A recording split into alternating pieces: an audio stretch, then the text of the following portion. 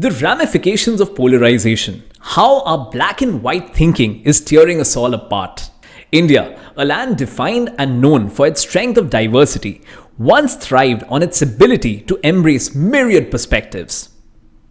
Today, however, that very strength seems to be eroding. The nation finds itself caught in an ever-tightening spiral of polarization, where the space for balanced discourse is shrinking, replaced by a cacophony of extremes. A dangerous intellectual rigidity has set in, one where people seem to see the world in binaries, either wholly virtuous or utterly corrupt. This phenomenon is no accident. It has been carefully nurtured by political entities across the spectrum, from the ruling party to the opposition, from the right to the left, and from so-called nationalists to self-proclaimed liberals. Each side thrives on division, using rhetoric and narratives to ensure their followers stay emotionally charged and permanently distrustful of the other.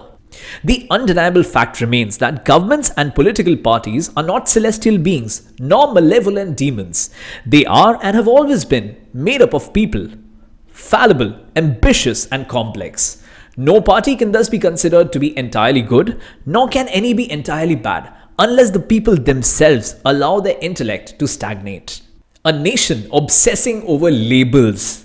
In a society intoxicated by division, independent thought has become a rarity. Opinions are no longer judged on their merit, but rather on which ideological camp they appear to serve. A citizen who dares to praise a government initiative is instantly branded an andhbhakt, a mindless devotee. The same person, upon criticizing a policy failure, is promptly labeled a liberandu chamcha or a puppet of the opposition. If one attempts the near impossible task of holding a nuanced position, society simply brands them as indecisive, as though moderation is a flaw rather than a virtue. This is not just a problem of one political ideology, it's a systemic failure across the board. The BJP and its followers are accused of pushing undemocratic behavior in the garb of aggressive nationalism and pro-Hindu politics, while the Congress and other opposition parties are often seen indulging in appeasement politics and hypocrisy. The left liberals who once championed free speech have often been found dismissing or cancelling those who challenge their beliefs. In short, no side is immune from the disease of extremism. This compulsive urge to fit every voice into a predefined box is not just intellectually lazy, it is corrosive.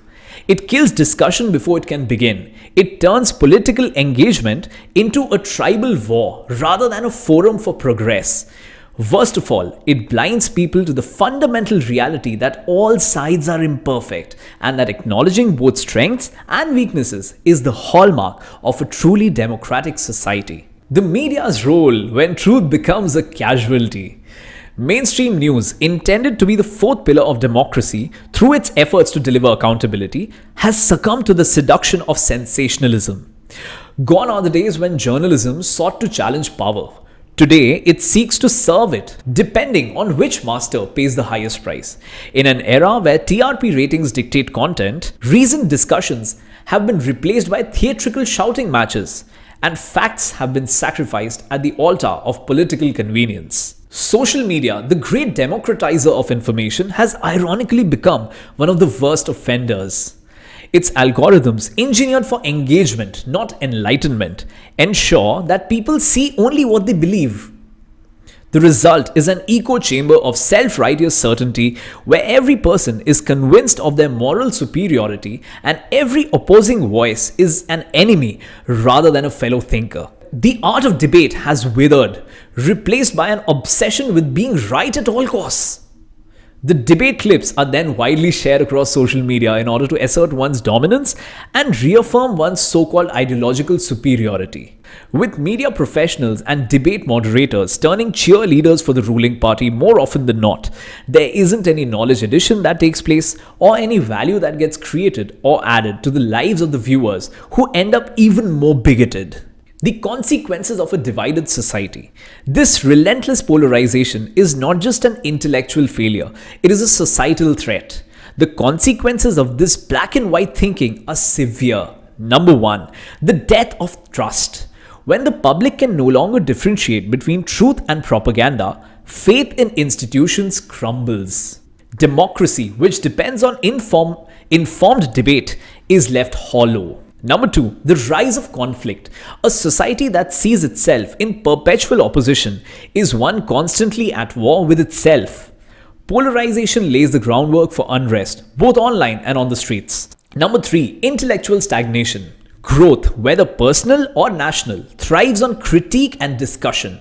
A country where dissent is demonized and blind allegiance is celebrated is bound to find itself unable to progress. A fragmented future. India's greatest strength has always been its unity in diversity, but as divisions deepen, that unity risks becoming a relic of the past, replaced by a nation split into warring factions. Reclaiming the middle way. The solution to this crisis is not complex, yet it requires something increasingly rare: intellectual courage. The courage to think beyond party lines, the courage to resist the allure of easy answers, the courage to acknowledge that a party leader, a movement, can be right in some ways and wrong in others. This is not a betrayal, but a duty. A healthy democracy does not demand unwavering loyalty. It demands critical loyalty, a commitment to truth over ideology, to country over party, and to reason over rhetoric. A truly democratic society is one where people can openly discuss both the virtues and the flaws of every side without fear of being labeled or ostracized. The choice before us. India stands at a crossroads. It can continue down the perilous path of division, where public discourse remains a battlefield and every individual is forced into a rigid ideological mold. Or it can choose the path of reasoned dialogue, where differences are acknowledged, discussed, and understood. The BJP is not flawless, but neither is the Congress. The left-leaning parties have its share of excesses, but so do the right-leaning ones. Liberals have long claimed the moral high ground, but even they have been guilty of intolerance when faced with opposition. The truth lies in the middle, and it is the responsibility of the people, not the politicians, to keep that middle ground alive. A divided society is an easily manipulated society. A thinking society, however, is an unstoppable force. The choice is ours. Do we continue to be mere pawns in someone else's political game, or do we reclaim our right to think for ourselves?